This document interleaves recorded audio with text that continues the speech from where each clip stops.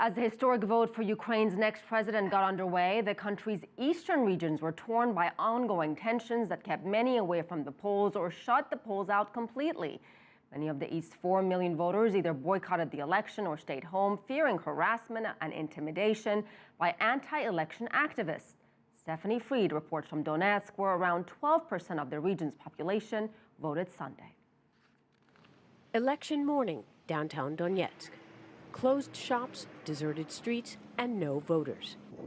Menacing, weapon-wielding shut down polling places, and citizens fearing street fighting hid in their homes. By many accounts, voting was virtually non-existent. Luhansk, Sloviansk, and most of Mariupol. But 100 kilometers from the Donetsk city center, election commissioners and residents defied threats to keep polling stations open and vote. Of course I'm afraid. We're talking here like this right now. But any minute, armed men could come through the door and elections here will be finished.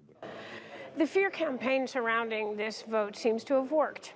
It's midday, and only about 100 people of the 90,000 that live in this area have shown up to vote. Those who came said that they've done so on principle.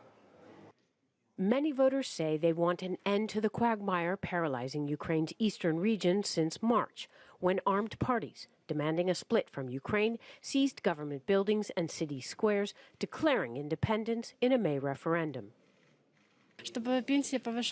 I want higher pensions, higher salaries, food prices to drop. I want a normal future for my child. But based on this scene outside Ukraine oligarch Rinat Akhmedov's Donetsk residence, normality in the east still appears beyond reach. 1,000 pro-independence supporters, many who want union with Russia, gathered outside the home of Ukraine's wealthiest man, calling him a traitor for his public stand on national reform. New Russia. We want new Russia. We want our money to stay here.